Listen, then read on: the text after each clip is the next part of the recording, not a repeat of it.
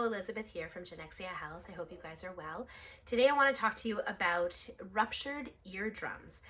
I get asked this question all the time of what happens, how do I know, how will it heal? And really it's quite simple. So the eardrum is a really thin piece of tissue that is instrumental in the ability to hear sound, keep infection out, and keep you separate from the outside world.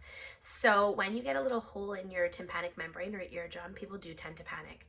Now, how will you know if you have a rupture in your eardrum? Well, a lot of the time people have liquid come out of their ears on the affected side.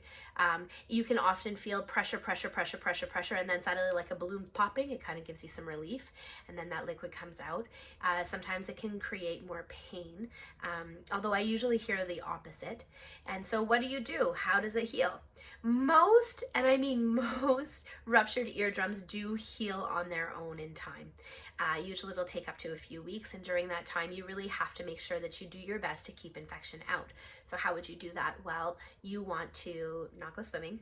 When you're in the shower, just do your best to kind of protect your ear, or at least make sure it's dry. Don't put anything in your ear like cotton swabs or anything to try to clean your ear out. Don't use Q-tips during that time. Really, you shouldn't use them ever, but most people do.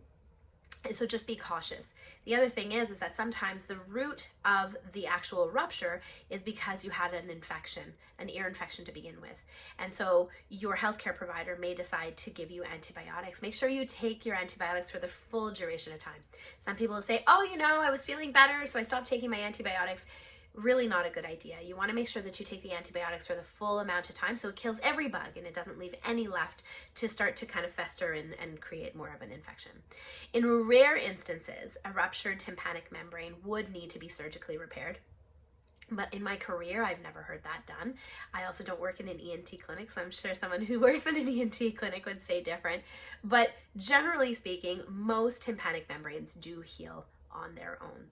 So you can give Tylenol, you can give Advil, you can use a warm compress, not a compress that's warm because of water, but a sec magic or something like that you can use to put on your ear to definitely help soothe the discomfort.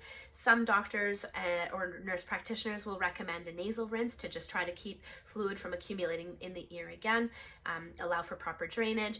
Decongestants are generally not recommended, but if your healthcare provider recommended it to you, then definitely go with what their opinion is and what their advice is.